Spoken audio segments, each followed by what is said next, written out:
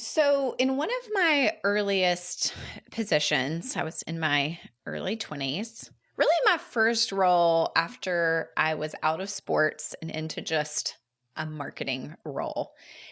I was low in the org chart hierarchy.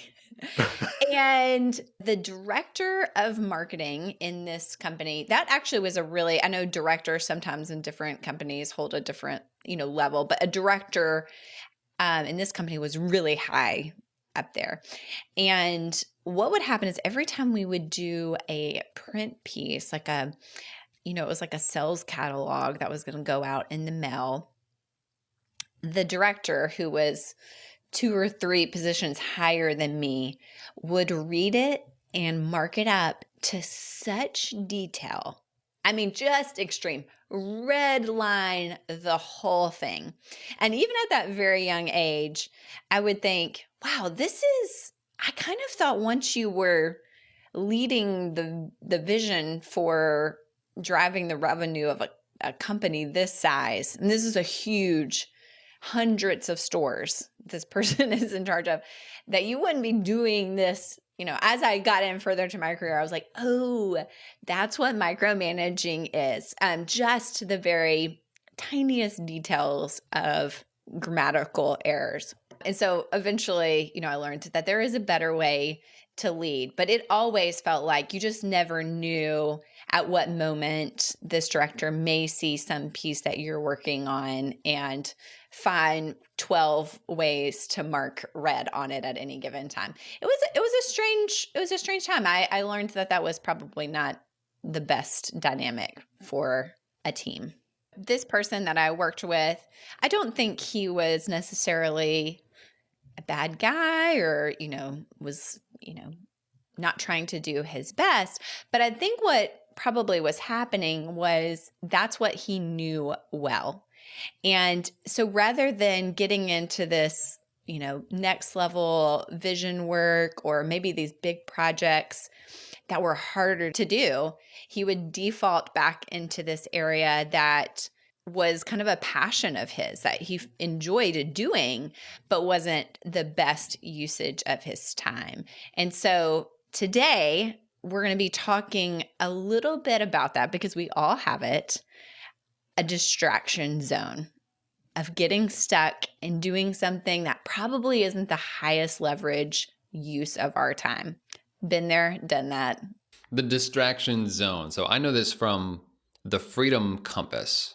This is a concept I think was first introduced in that book, Free to Focus, but it's something that we talk about, the Freedom Compass, the 4 or I guess technically 5 zones, right? That can help you contribute or find where your highest contribution is. And the distraction zone is a section there where there's something that's perhaps interesting, but it's not your highest contribution. It's not really what you're best at, and ultimately results in some time being wasted, right? For yourself, for your team. That distraction zone might feel good in the moment, but usually it slows you down or keeps you from realizing the results that are most important. Can it be defined as work that you find yourself doing that you actually don't get paid for, nor is it in your job description to do so? Or is that overreaching a bit? I think that seems fair. I don't know that anybody is paying me, for example, to go organize Google Drive folders. But you're great at it. I'm so good at it, guys. Yeah. Yeah, and that's apart from, just for clarity, that's apart from somebody coming to you and asking for your advice on, hey, do you have any ideas on this ad that's about to go up? Can you proof it quickly? Versus like you going, like Courtney in your story, it sounds like, your guy was adamant about making sure it was well marked up. So you had the proper direction to do what you needed to do your job. Mm-hmm. Or actually my boss to do her job and then me to. There you go. The layers here. But yeah, I think that's right. That's a good, or it's at least not, it doesn't move your goals forward. Nothing about the distraction zone is going to propel you towards your goals. It may be like, yeah, that's nice when the Google Drive folders are organized, but that's not propelling us towards our goals. So let's figure out how to stop it before it starts. We'll explore that in this episode to identify 3 reasons why you might find yourself in the distraction zone.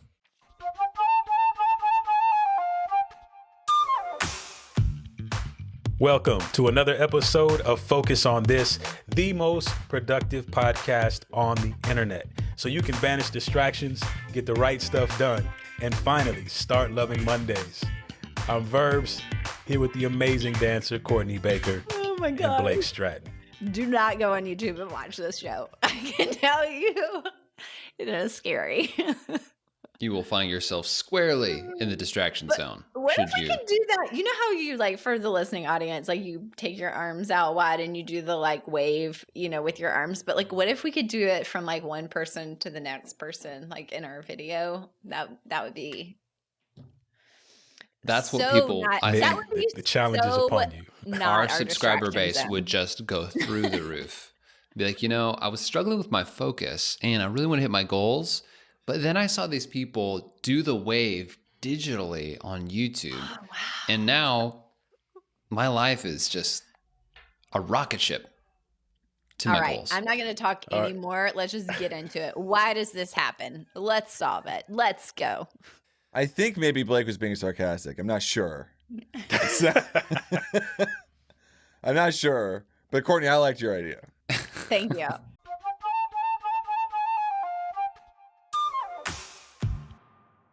Reason 1 is ego. Ego can come into play when we find ourselves in the distraction zone.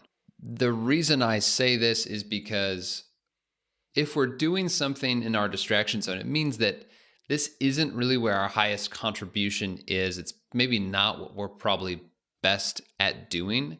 But if we have this idea that, well, I am the most capable, or no one can do it but me, or I've got to take care of everything, that's an overinflated view of ourselves.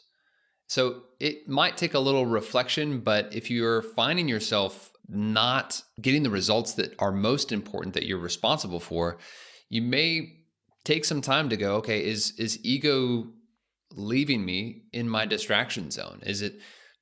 Do I have this sense of self that's overinflated to the point where it's hard to let go of stuff that really would be better in the hands of somebody else, or just not being done altogether?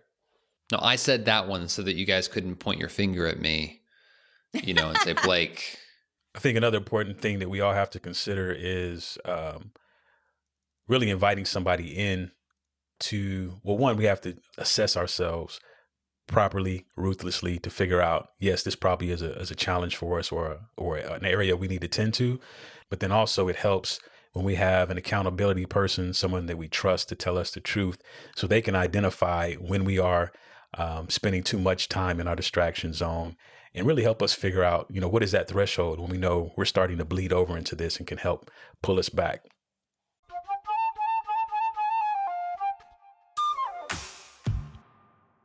Reason 2 is passion. You know, sometimes you just get so excited about Google Drive, you just can't help it.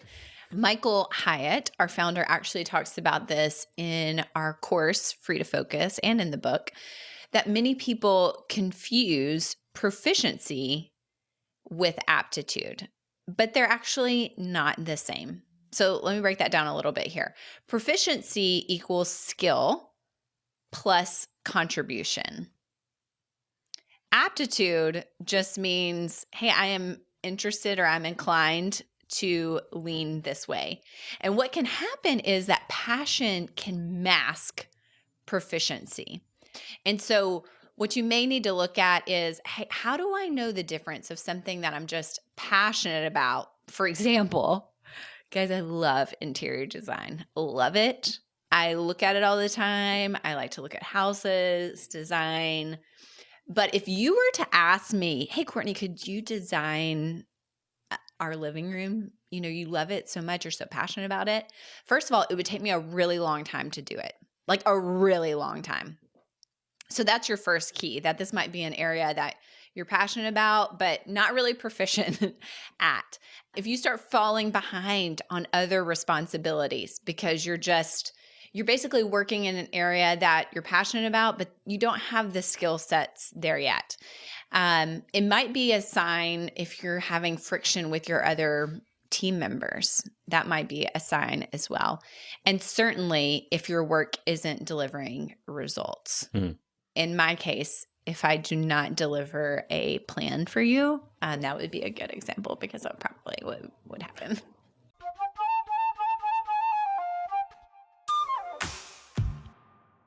The third reason you might find yourself in the distraction zone is history.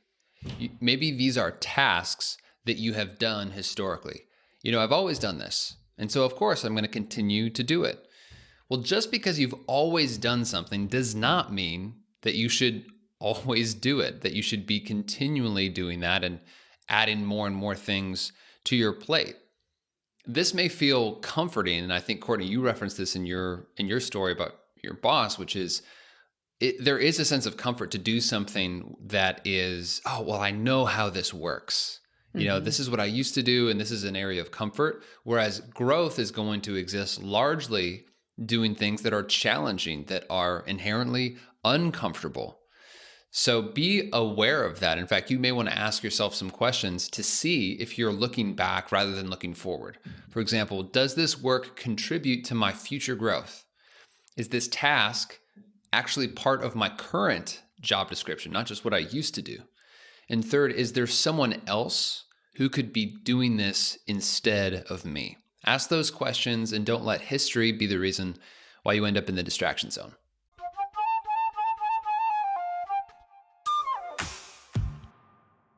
Hey everybody, it's Nick, and here in the second part of the show, I thought I'd do something a little bit different, bring it back to some real old school conversations, just like basic ideas around why we use the SMARTER framework, what it means, what stops us from achieving our goals. This is a conversation from the Business Accelerator podcast. It's been edited down, but it's a conversation between Joel Miller and Dustin Guyton, who is a coach at Business Accelerator, which is the full focus business coaching program. So this has been edited down.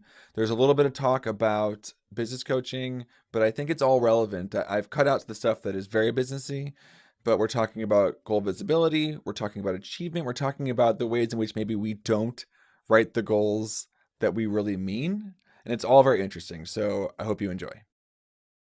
One of the things that we see is that when a goal isn't visible, or you just you lose the connection to the why, for instance, these are reasons why people struggle with keeping their goals alive.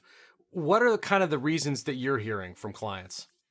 Well, the one that I articulate, you just said, people just don't see it. I always give this example. So if I've got a client who's, I'm struggling, I'm not completing my goals. It doesn't matter if it's a quarter. It doesn't matter if it's annual. I always give them this descriptor, this example. Imagine you go through all of the effort that it takes to set your goals. And in my example, I equate it to asking somebody that you're interested in out on a date. So let's say you identify somebody and you want to take them out on a date. You invest the money, the time, and you go out. The date's a smashing success. And you start this road down to the ultimate question, which is the one that a lot of people are terrified of asking, at least I was, of, hey, do you want to be in a relationship with me? And then they sit back and they answer yes, and you've succeeded. So you've gone through all of this work, you've invested all this time, you've invested money, and you finally get the relationship. And then all of a sudden you just stop calling. You did all the work to get there. And then you just stop answering their phone calls. You stopped answering their texts. You stopped going out on dates. But then you still expect that relationship to survive. The same is true about goal setting. You go through all of the process, which is the first big hurdle, of actually getting time on your calendar and dedicating the mental energy into setting goals. You share it with your leaders, or you share it with somebody you trust. You gain alignment. You do all of this work. And you put the goals, and they're Cadillacs. It's the Cadillac of SMARTER goals, a suite of just Cadillacs. And then you just never get in the car. That's what it feels like. So I am a very huge proponent of keeping them visible. Goals can't exist in a binder. If they do, they're just going to collect dust. So the first thing as far as a strategy goes is you have to find a way where you are engaging with your goals on some type of time horizon, whether it's weekly, daily. The planner's a great opportunity, but frankly, not all of my planners or all of my clients, even though they're actually full focus clients, they're not perfect on their planner usage. And so we have a lot of conversations about using this as an opportunity to engage with your planner. But I think it's keeping them visible. Keeping them visible is the first step of actually engaging with them on a level that will help you complete them. But that's an example that I give all the time. Is a relationship, you do all the work to get the relationship and then you just stop calling. Nobody would ever do that and expect that relationship to last. But business owners do that when they're talking about their goals. Give us some other examples of where people are going wrong and how you coach them when you've got them on the phone. I think another area where people, at least some of my clients, that they really struggle, something I see is they've never done goal setting. At least they've not done it in a way that's stuck in the past. They've dated goals, or they've got the components of a goal, but they've never structured them into something that is actually workable. And so a lot of times I see people that have goals that are just not inspiring. They're just vague aspirations. They don't move the needle. They're just not interested. And so I have to coach a lot of times of really trying to drill down what was the essence of what you were trying to accomplish when you wrote this. What's the real end state? I see a lot of business owners where if they're new to goal setting, even with the smarter framework, they just start describing major projects or minor projects, and they use those as goals. But they don't actually articulate what they're trying to achieve. They just articulate some of the activity to achieve what they really want and what that would actually motivate them, something that's actually intrinsically motivating to themselves and to their businesses. So I have to do a lot of work of really weeding through and leading business owners to just dig deep, spend the extra time to actually decide exactly what you want. And then suspend the how, which we talk about all the time. Don't go into solutioning. Go into what do you think you want? What is it that you want? And that question's a lot harder to answer than people think, especially if this is the first time that they've ever set goals in a framework. That move into how is very tempting. And, I catch myself doing it. We all do it in some form or fashion. You have this thing that you want to do. It's out there in the future. It's big. It's grand. Your immediate next step in your mind is just to start figuring out how you're going to get there. But that can also ultimately become demotivating because if you don't see how to get there, you turn off whatever that fire was that was going underneath you. You snuff it out. And all of a sudden, your effort to find a path to the goal has just killed the goal. And it doesn't make any sense. It doesn't make any sense to me because the people that we get to work with day in and day out are high achievers. They're leaders, they're owners. And if you were to look at a lot of the other areas of their life, this isn't the case. They know exactly what they want. They go after, when they were starting their careers, they knew what they wanted. It's what compelled them to start their business or to join that firm or to work hard so that they could get to the leadership position that they're at. It's just somewhere along the way, I've identified, and I call it Vision 1.0. Mm-hmm. I think that every person, when they start down the road to having a successful life, they have a vision in their mind of what success is. I'll use a personal example. Mine used to be, I want to build $1 million company. I thought, I grew up, Joel, you know some of my story. I grew up pretty poor for most of my life. And I used to have this thought, if I owned $1 million business, I'd be rich. Like it was like this vague just thought. And then you have one and you build one and you realize, oh wait, there's taxes, there's workers' compensation insurance, there's paying staff. And so I think just a lot of details. People, yeah, just the details. I think a lot of people, they accomplish what they think was the vision for their life and it wasn't what they expected. And so then they get stuck with what's next? What could I achieve? And then comes the struggle between, am I worthy of this? Is this something, would people follow me? Because their business is now at a point where they would set goals that would, really expand and help them achieve their vision, but they just get scared. They just get scared of saying out loud what they know they can achieve, because that does a couple things. Now you're accountable to it. And if you say it out loud and you write it down, if you don't get there, you feel like a failure. And so most leaders that I work with, they struggle with the value of incremental progress. That's another reason that I see business owners, they get stuck with goal achievement, because they get into the goal and they're not passionate, or it was the wrong goal in the first place, or they were scared to write down what the real goal should have been because they didn't want to fail. So I go through a lot of this. It's talking with clients, and exploring this particular area is fascinating. Talk to us a little bit more about motivation. You mentioned intrinsic and extrinsic motivation, that kind of internal drive to do something versus like maybe something feels imposed from the outside. Give us some examples of how that plays out as you're coaching clients. Yeah, so this is a very nuanced question, Joel. Every client is motivated by a different percentage of intrinsic and extrinsic motivators, okay? So for somebody like me, who has, as a business owner, as a former business owner, who's experienced a lot of trauma and had a lot of a lack of resources growing up. I did not grow up wealthy. Some of that was shaped by my environment. The driving factor behind a lot of my goals early in my career was just, I didn't want to experience scarcity like I had when I was a child. That is something that I see a lot of business owners possess, not that example specifically, but things from their past that they just want to avoid. They just don't want to fill in the blank. I've always wanted to this, fill in the blank.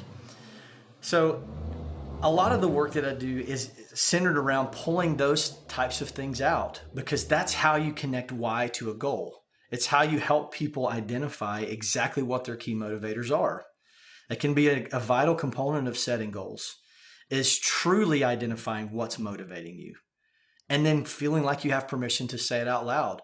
I've had clients who, if they would have said their motivations out loud, they would get judged. So as an example, I won't use names or anything like that. I have a client who genuinely is motivated by things. They love fast, expensive cars. They love really expensive watches. That motivates them. And so they set those things as the reward for goals achieved. Now, I could sit here and try to talk with him about connecting to certain things that would be traditional motivators, like family or, investing in your team. And those things are exciting. He cares about those things, but they just don't inspire him the way it takes to achieve goals. And a lot of people feel guilty for that. They feel guilty if that's one of their motivators, if things is one of their motivators. So having a coach, you have a safe space to say that. And that's another part of what I do. I have to help discern, what are your true motivators? What gets you excited? And how can we build a goal around that so that it's the well that feeds the activity? How do you see yourself in relationship to that client and that goal once that goal is set? You're there to help them arrive at the goal. You're there to help coach them along the path. Tell us more about that. My primary goal is to be an accountability partner. So if you say something to me, and this is the reason that we have the Smarter framework, setting goals is not a flippant thing. It's something that should be done almost laboriously or painstakingly. The goals need to be right. But once you arrive there, my goal is to help hold you accountable. It doesn't mean that you can't change and adjust, and this is also one of my roles. If you start down a path of how you expected to achieve the goal and then it's not working, it's my job to help you identify through our conversations, hey, maybe this isn't working. The goal doesn't change, but let's pivot how we're getting to achieving that goal. So that's me being a source of accountability with my clients. Another thing is I help them go on the offensive against the limiting beliefs that hold them back from achieving their goals. So there's a mindset piece. I help provide accountability for their thinking. We have conversations that go into what they're dealing with in their businesses and what limiting beliefs come out of those seasons. So I am mainly a source of accountability, but I'm also a thought partner. I also help them think through things and process information so that they can ultimately arrive at achieving that goal.